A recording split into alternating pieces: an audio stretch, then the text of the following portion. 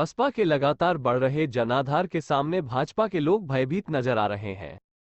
जनसंपर्क और road show के बाद बाकरगंज ईदगाह के सामने हुई विशाल जनसभा उपस्थित जनसमूह को संबोधित करते हुए बसपा जिलाध्यक्ष डॉक्टर जयपाल सिंह ने कहा कि मेयर चुनाव में इस बार बसपा का परचम लहराएगा।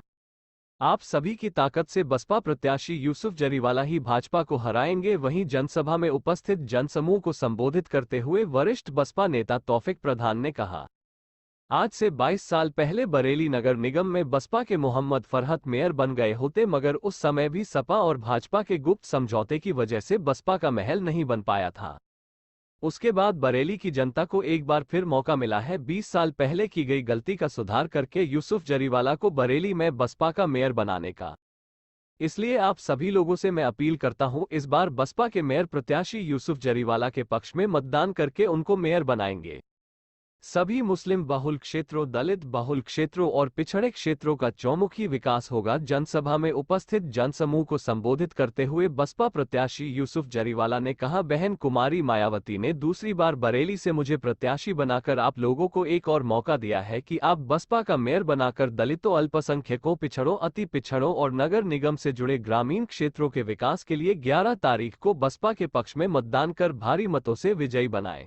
बरेली से NA18 के लिए नाजिश अली। संत समाज आपके साथ आया है और दूसरी तरफ मुस्लिम रहनुमा आपके साथ आए हैं, इस पर क्या कहना चाहेंगे? इसमें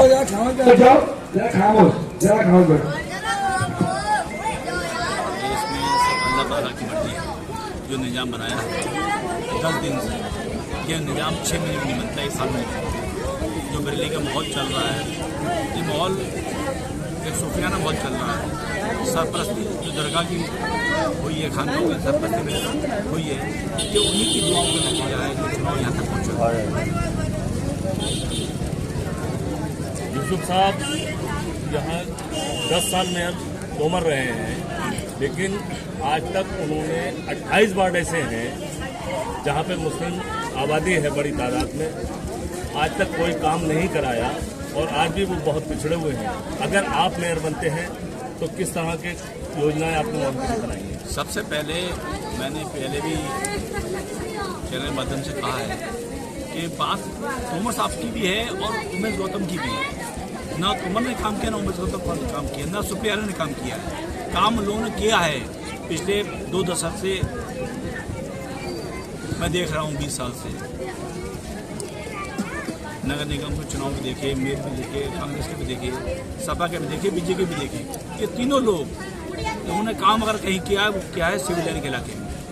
आप चले आइए सिविल लाइन रामपुर गार्डन, आपको लगेगा बम्बई में आ गए हों। आप आ जाइए कटघर, आपको लगेगा कि हम देहात में आ गए हों। आप चले जाइए गोविंदापुर, आपको रास्ता नहीं मिलेगा या नहीं। आप चले जाइए हजियापुर, आपको लगेगा हम 30 साल पहले आ गए।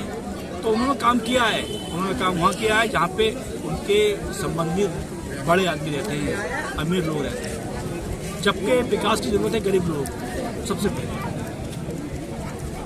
यूसुफ साहब, पिछले 32 सालों में बरेली की एक बहुत बड़ी समस्या है, वो है सीवरेज और ड्रेनेज सिस्टम की। इसको आप किस तरह सही कराएंगे? हमने कहा मेयर बनते हैं, अभी तो हम चुनाव में लगे हुए हैं, हम इंशाल्लाह मेयर बन के आते हैं तो हम अधिकारियों का सहयोग से पूरा डेवलपमेंट करेंगे। स्मार्ट सिटी के तौर पे हम स्मार्ट सिटी बनाएंगे। अभी स्मार्ट सिटी नहीं है, स्मार्ट एरिया हैं, सिविल लाइन के 2-4 एरिया हैं, जैसे माइलस्टोन पहुँच जाइए आप, सिविल लाइन पहुँच जाइए आप, पूरा शहर भूत के डाल दिया है, कोई प्लान नहीं है इनकी। पूरे अगर आपको काम कराना है तो पूरे शहर को आप 4 जोन में बांटिए, 1 जोन में काम कराइए, 3 जोन में फिर छोड़िए उसको। यूसुफ साहब, स्मार्ट सिटी में जो है पुराने शहर को सेकंड फेज में रखा है, क्या ये बेईमानी नहीं है पुराने शहर के साथ उमेश गौतम की? ऐसा है, ये तो बात मैंने क्या कहा, बेईमानी ये है कि वो अपने लोगों को काम देते हैं, अपना ही एक रोड की रिपेयर कराते हैं साल में 4 बार सिविल लाइन के लिए। आप चले जाइए शामंदन से लेकर पहुँचिए मेरे पेट तक, पनमड़िया तक पहुँचिए, नवादे तक पहुँचिए, गोटिया पहुँचिए, कोई काम नहीं किया उन लोगों ने। अगर मैंने कहा ये बागरगंज आ जाइए आप, कटघरा जाइए आप, हुसैन बाग आ जाइए आप, लीची बाग आ जाइए आप, कहीं उनको नाम नहीं पता होंगे उन लोग, उनको पता नहीं है, वो कभी आए नहीं बीच में, क्योंकि उन्होंने गरीबी देखी नहीं है, हमने गरीबी देखी है।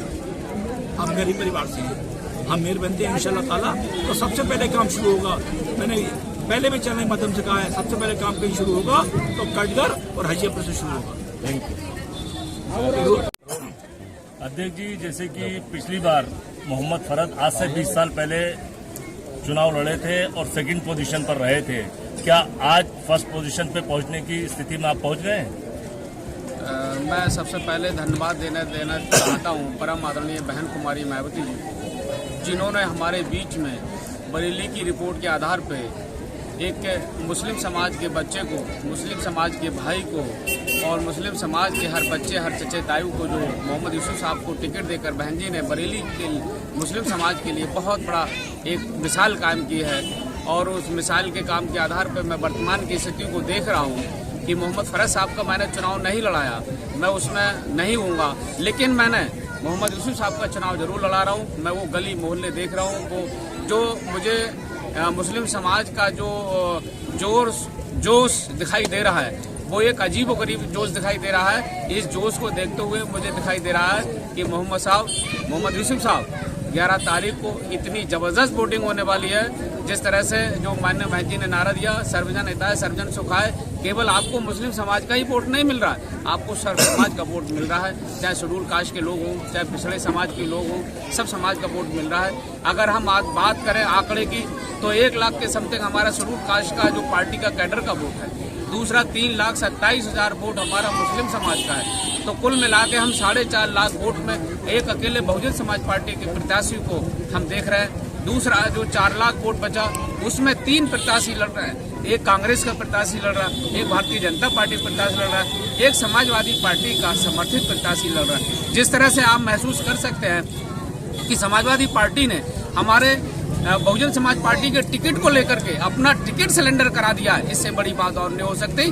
उन्हें लग रहा है कि मोहम्मद यूसुफ साहब चुनाव जीत रहे हैं। Thank you.